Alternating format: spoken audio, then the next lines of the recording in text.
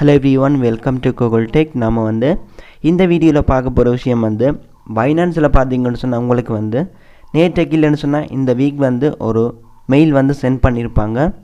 அதாவது இப்படி ஒரு ஜிமெயில் உங்களுக்கு சென்ட் பண்ணியிருப்பாங்க. இந்த விஷயத்தை பார்த்ததும் நிறைய பேர் யோசிச்சுட்டு இருப்பீங்க, என்ன திடீரென்று சொல்லி இந்த மாதிரி ஒரு மெயில் சென்ட் பண்ணியிருக்காங்க பைனான்ஸால், அதுவும் எக்ஸ்பைரிங் அட்ரஸ் இந்த மாதிரி ஒரு நோட்டீஸ் போட்டிருக்காங்க எதுக்குன்னு சொல்லி நிறைய பேர் யோசிச்சுட்டு இருப்பீங்க.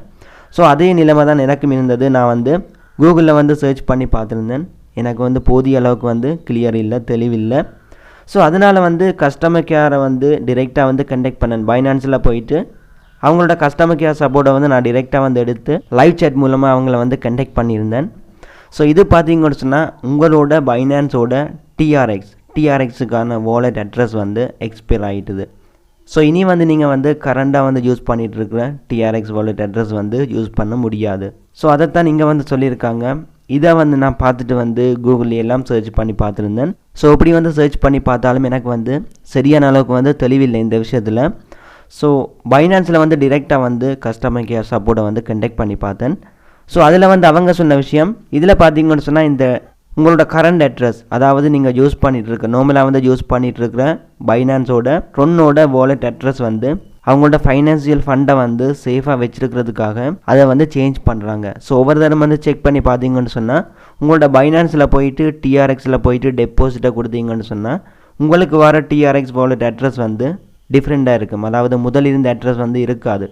பட் அதே நேரம் நீங்கள் முதல் கரண்டாக யூஸ் பண்ணிட்டு இருந்த அந்த டிஆர்எக்ஸ் வாலெட்டுக்கு நீங்கள் பேமெண்ட் டெபாசிட் பண்ணாலும் அது லொஸ்ட் ஆகாது. பட் அந்த வாலெட் அட்ரஸ் நீங்கள் யூஸ் பண்ண வேணாம்னு சொல்லியிருக்காங்க. ஸோ இனி நீங்கள் யூஸ் பண்ண வேண்டியது பைனான்ஸில் வந்திருக்கிற புதிய வாலெட் அட்ரஸை மட்டும்தான் நீங்கள் யூஸ் பண்ணலாம். சம்டைம் நீங்கள் தெரியாமல் கூட அந்த கரண்ட் வாலெட்டை யூஸ் பண்ணியிருந்தீங்கன்னு சொன்னால் இஷ்யூ இல்லை, அது ஒரு கொஞ்ச நாளைக்கு ஒர்க் ஆகும்.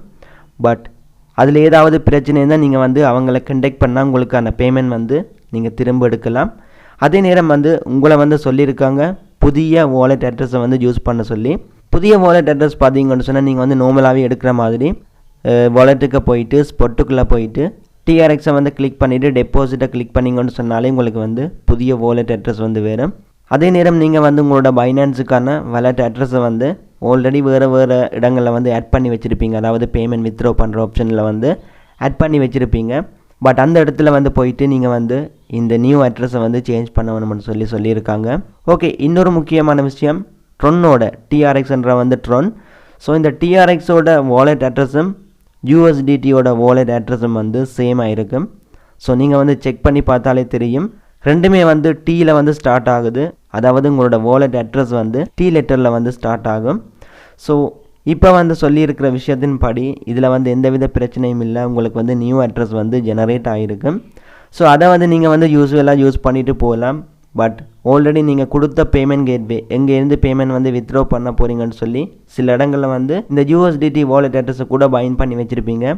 ஸோ அதுவும் டிஆர்எக்ஸும் ஒன்று தான். ஸோ நீங்கள் அந்த வாலெட்டை சேஞ்ச் பண்ணணுமென்ற விஷயத்தை மெயினாக சொல்லியிருக்காங்க. அதே நேரம் பார்த்தீங்கன்னு சொன்னால் நீங்கள் எப்படியும் கேட்கலாம், ஆல்ரெடி நாங்கள் வச்சுருந்த அந்த அட்ரஸை திரும்ப அவங்கள்ட்ட கதைச்சி அதை எடுத்து யூஸ் பண்ணலாம்னு சொல்லி நீங்கள் கேட்கலாம். அதை நானும் அவங்கள கேட்டிருந்தேன். பட் அவங்க சொன்ன விஷயம் திரும்ப அதே அட்ரஸை நீங்கள் இனி யூஸ் பண்ண முடியாது.